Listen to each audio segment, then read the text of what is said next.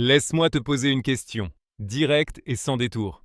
As-tu déjà eu le sentiment d'avoir tout fait comme il faut avec un homme pour finalement le voir choisir une autre femme? Cette impression d'injustice émotionnelle, comme si être sincère et aimante ne servait à rien. Tu étais là, tu lui as donné de ton temps, de ton attention, tu l'as écouté, tu as été patiente, compréhensive. Et malgré tout, il est parti vers une autre qui ne semblait même pas s'intéresser autant à lui. Ça fait mal, n'est-ce pas? Mais rassure-toi, ce n'est pas toi le problème. Ou plutôt, il y a quelque chose que tu ne savais pas, mais ce n'est pas ta faute. Depuis toute petite, on nous a inculqué une idée fausse, que pour qu'un homme tombe amoureux, il faut être douce, discrète, toujours gentille, ne déranger personne. Et ainsi, beaucoup de femmes finissent coincées dans ce rôle de fille parfaite, en théorie, pendant qu'elles regardent l'homme qu'elles aiment être attirées par une autre, qui ne correspond à aucune de ces règles. Et c'est là que ça devient intéressant. L'attirance ne suit pas de logique rationnelle. Comme l'a expliqué Carl Jung, une grande partie de nos choix et de nos désirs ne vient pas de la raison, mais de l'inconscient.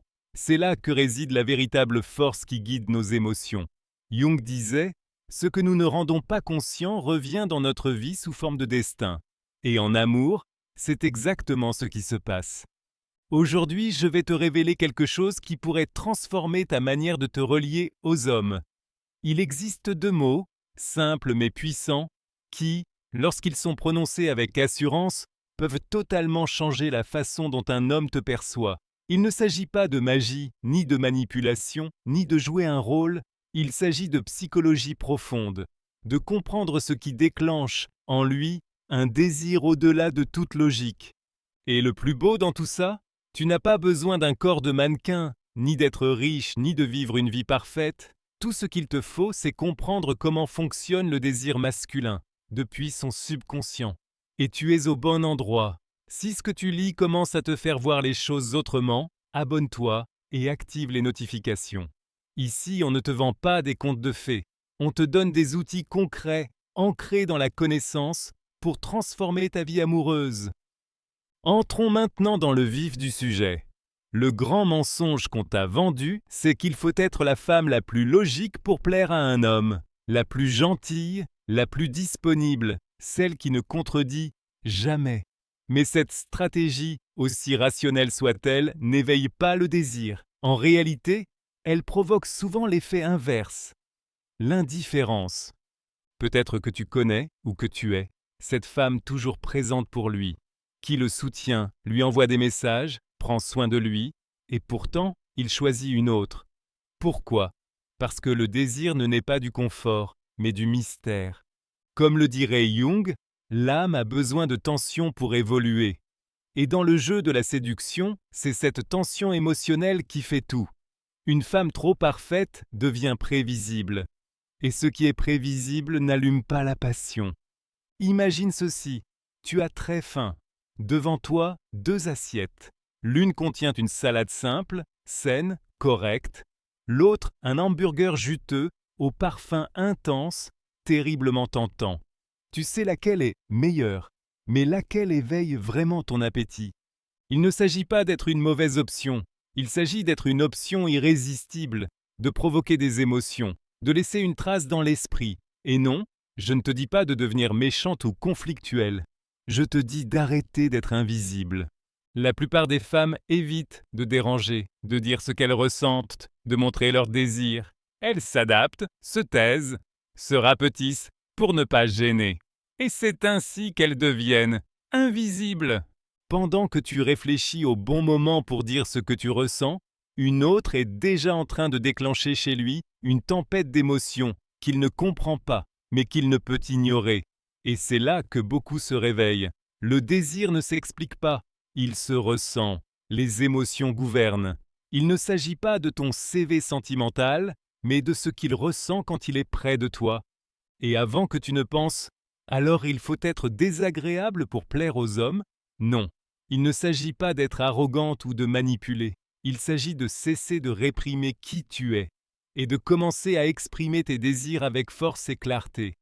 Parce que c'est bien là la grande différence entre les femmes que les hommes désirent. et celles qu'ils apprécient simplement comme de bonnes amies. Si tu ne veux plus être cette femme qui mérite l'amour mais ne le reçoit jamais, il te faut comprendre une règle fondamentale. Une femme qui ne dit pas ce qu'elle veut n'existe pas dans son radar émotionnel. Les hommes ne sont pas attirés par celles qui leur disent toujours oui. Ils sont attirés par celles qui les intriguent, qui provoquent en eux des émotions fortes, qui les bousculent. Et ça, tu ne l'obtiens pas en étant parfaite, mais en étant vraie, directe et émotionnellement courageuse. Et c'est là que ces deux mots entrent en jeu. Deux mots simples, mais qui, lorsqu'ils sont prononcés avec assurance, peuvent allumer quelque chose de profond dans l'esprit d'un homme. Tu veux savoir lesquels? Prépare-toi, car ce que tu vas découvrir maintenant pourrait bien changer ta manière d'aimer pour toujours. Tu dois comprendre une chose essentielle. Les hommes ne tombent pas amoureux de celle qui fait le plus d'efforts pour leur plaire, mais de celle qui réveille en eux des émotions intenses. Il ne s'agit pas d'être la plus drôle comme si tu passais un casting. Il s'agit de provoquer en lui une expérience émotionnelle puissante, qui casse la routine et le touche au plus profond. Le problème, c'est que beaucoup de femmes, sans le vouloir, abordent la séduction comme un processus administratif. Elles pensent « si je coche toutes les cases, être gentille, disponible, attentionnée, alors il devrait me choisir ».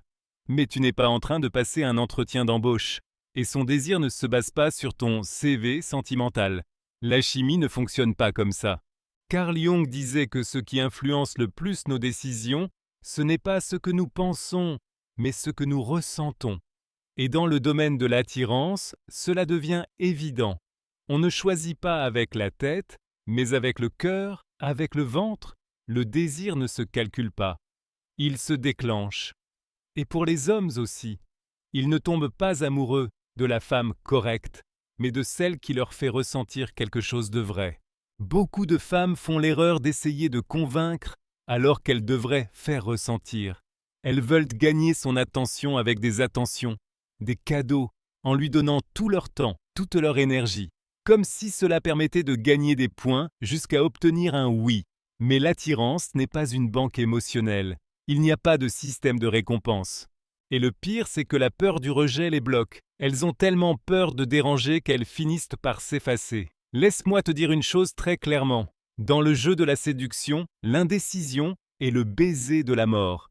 Pendant que tu te demandes si c'est le bon moment pour lui dire que tu l'aimes, une autre est déjà en train de lui faire vivre les émotions que toi, tu retiens par peur. Alors, comment crée-t-on une attirance authentique et puissante ?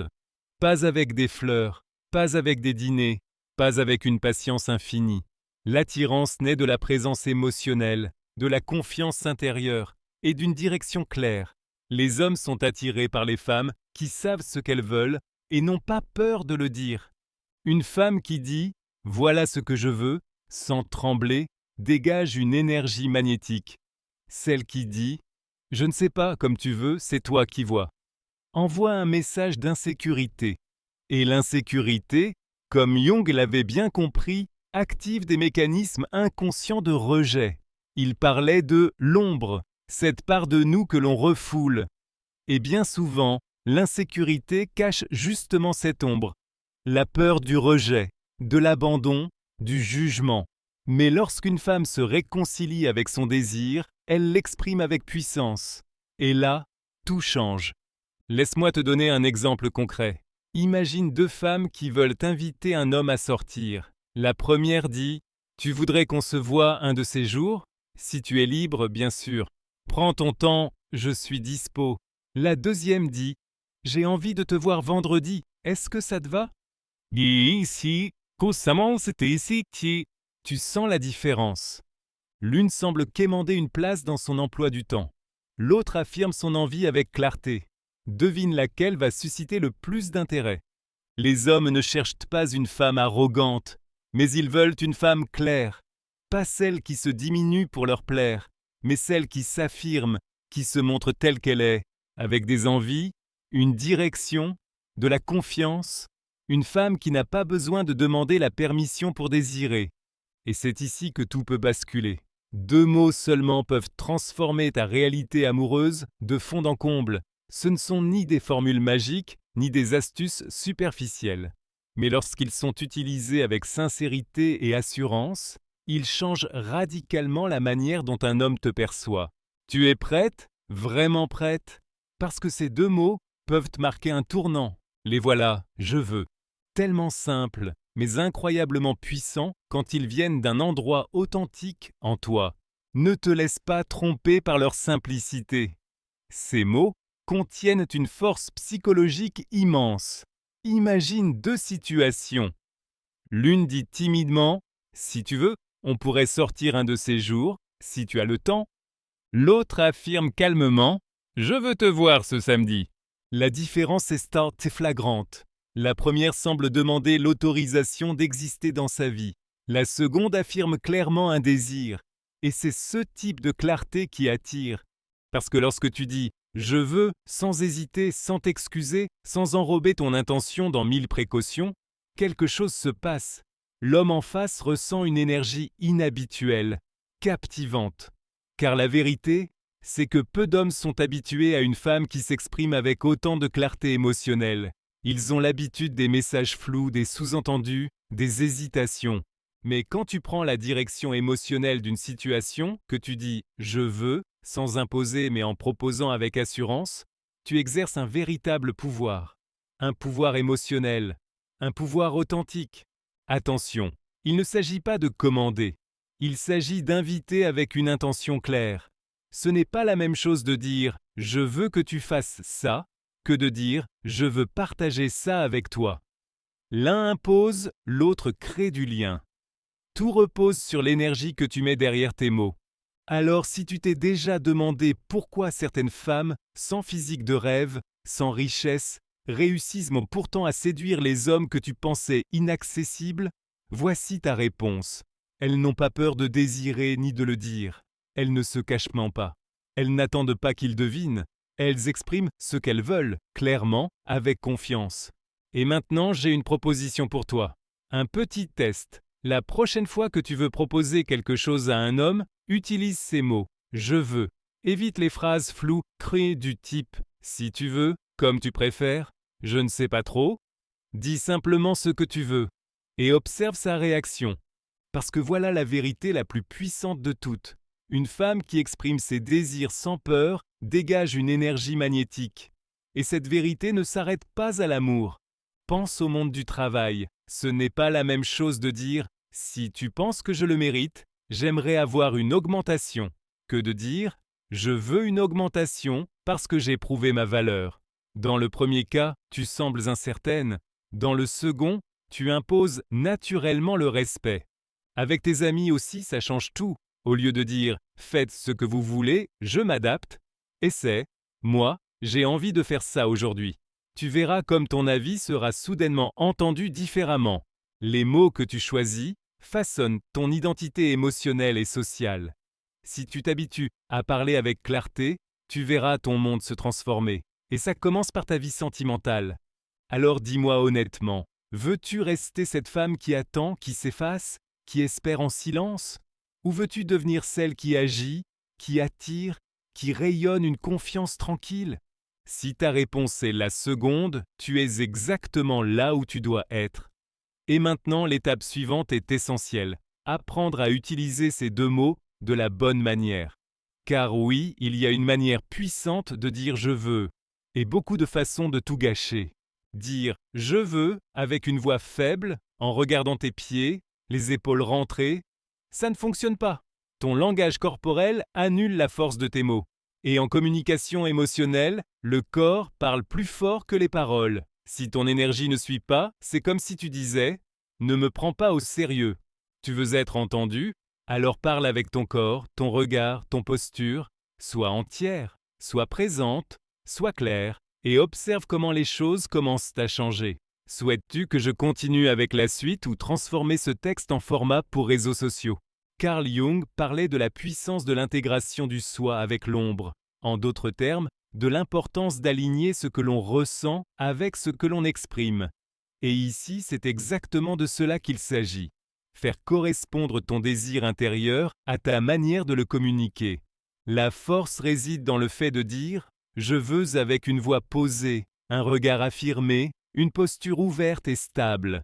Tu n'as pas besoin d'être autoritaire, simplement convaincu de ta valeur. Et attention, il ne s'agit pas de donner des ordres, mais d'inviter à partir de ton propre désir. Il y a une grande différence entre dire « je veux te voir samedi » et « je veux que tu fasses ça pour moi ». Le premier transmet un intérêt élégant. Le second sonne comme une demande exigeante. Et personne, homme ou femme, n'aime se sentir forcé. L'attirance circule librement là où il y a du choix, pas de pression. Mais surtout, dire ne suffit pas. Il faut incarner ce que l'on dit. Les mots sans acte ne sont que du vent. Si tu dis « je veux t'inviter à dîner », mais que tu attends ensuite qu'il fasse tous les efforts, le message perd en puissance. Un homme est attiré par une femme qui exprime son désir et l'assume, qui agit, qui oriente l'énergie vers ce qu'elle souhaite. Et cela ne vaut pas seulement pour l'amour, mais pour toutes les sphères de ta vie, au travail, dans ta famille, dans tes choix personnels. Quand tu sais te positionner avec clarté, tu ne fais pas que parler, tu rayonnes. Et cette clarté déclenche chez l'autre quelque chose de profond, d'ancestral, une forme d'admiration, de curiosité et de désir. Alors essaie! La prochaine fois que tu veux inviter un homme à sortir, ne demande pas timidement s'il a envie. Dis-le franchement. Je veux te voir samedi, ça te va? Et regarde-le dans les yeux, reste dans cet espace, sans peur, sans précipitation. Fais confiance à ta valeur. Parce qu'une femme qui n'a pas besoin de supplier, qui n'a pas besoin de hausser la voix pour être entendue, qui n'a pas peur d'exister pleinement, ne peut être ignorée. Mais savoir ne suffit pas. Ce qui transforme réellement ta vie, c'est ce que tu fais avec ce que tu sais. Si tout cela te semble puissant, mais que tu ne passes pas à l'action, alors ça restera une belle idée, sans impact sur ta réalité. La plupart des femmes comprennent toute la théorie. Elles savent qu'elles doivent apprendre à s'exprimer plus clairement, qu'elles ne peuvent plus attendre que les autres devinent leurs états, leurs besoins ou leurs envies. Mais lorsqu'il s'agit d'agir, elles bloquent. Ce blocage vient de loin. Il prend racine dans la peur, peur du rejet, peur du jugement, peur de ce que les autres vont dire. C'est une voix intérieure, celle que Jung appelait l'ombre, cette part non intégrée de nous-mêmes qui croit nous protéger, mais qui souvent nous sabote. Et le seul moyen de faire taire cette voix, ce n'est pas de penser plus fort, c'est d'agir, d'avancer malgré la peur, de pratiquer jusqu'à ce que le corps et l'esprit retrouvent l'alignement. C'est pourquoi je veux te proposer un exercice simple, mais profondément transformateur. Pendant les 7 prochains jours, tu vas prononcer la phrase « Je veux » au moins 5 fois par jour, dans des contextes variés. Pas seulement en amour. L'objectif est de créer une habitude, que ton esprit, ton corps, ta voix, s'habituent à dire ce qu'ils ressentent, sans filtre ni détour. De créer en toi une cohérence entre le ressenti et l'expression. Par exemple, la prochaine fois que tu es au restaurant, au lieu de répondre « Je sais pas, qu'est-ce que vous recommande ?» dis simplement « Je veux ça ». Quand tu es avec tes amis et que personne ne sait quoi faire, ne dis pas « Peu importe pour moi ». Dis « Moi, je veux faire ça ». Et bien sûr, face à l'homme qui te plaît, cesse de te cacher derrière des phrases plouques ou phrases floues. Dis ce que tu veux vraiment, sans excuses, sans détour, sans honte de ressentir. Tu verras. Les premiers jours, ce ne sera pas facile. Tu ressentiras un inconfort. C'est normal. Souhaites-tu que je continue avec la suite, où l'on développe comment dépasser cet inconfort et le transformer en force intérieure? Ta pensée va sûrement essayer de te retenir. Elle te dira que tu es trop direct, que tu risques de paraître arrogante, que tu vas trop loin. Mais en réalité, ce que tu es en train de faire, c'est briser des années de conditionnement. Ce conditionnement qui t'a appris à attendre, à te taire, à plaire aux autres au détriment de toi-même. Cet inconfort que tu ressens au début est la preuve que tu explores un nouveau territoire émotionnel. Tu es en train d'évoluer. C'est un peu comme retourner à la salle de sport après une longue pause. Tout te fait mal au début, mais si tu persistes, les muscles deviennent plus forts. C'est exactement ce qui se passe avec ta voix intérieure, avec ta capacité à t'exprimer. Avec la répétition, cette confiance que tu crois devoir forcer finira par devenir naturelle, solide et ancrée. Et après une semaine de pratique quotidienne, tu vas remarquer que les choses bougent autour de toi. Les gens commenceront à te répondre autrement. Tes amis polis te prendront plus au sérieux. Au travail, ton avis aura plus de poids. Et les hommes, surtout, sentiront chez toi une énergie différente. Pas parce que tu auras sorti une phrase magique, mais parce que tu auras cessé de parler depuis la peur et commencé à parler depuis ta conviction. Tu ne seras plus cette femme qui attend d'être choisie. Tu deviendras celle qui choisit. Tu ne chercheras plus l'approbation. Tu seras occupé à affirmer ta vérité.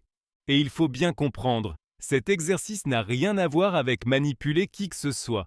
Ce n'est ni une technique pour contrôler les autres, ni un moyen de simuler une personnalité qui n'est pas la tienne. Ce défi a un seul but, te reconnecter à toi-même, à ton désir, à ton authenticité, à cette part de toi que tu as trop souvent étouffée pour ne pas déranger.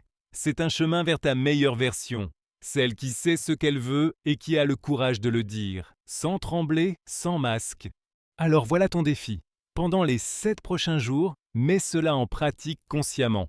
Observe comment tu te sens, ce que les autres renvoient, ce qui change dans ton énergie. Et si au bout de cette semaine tu constates que rien n'a changé, alors tu pourras revenir à tes anciennes habitudes.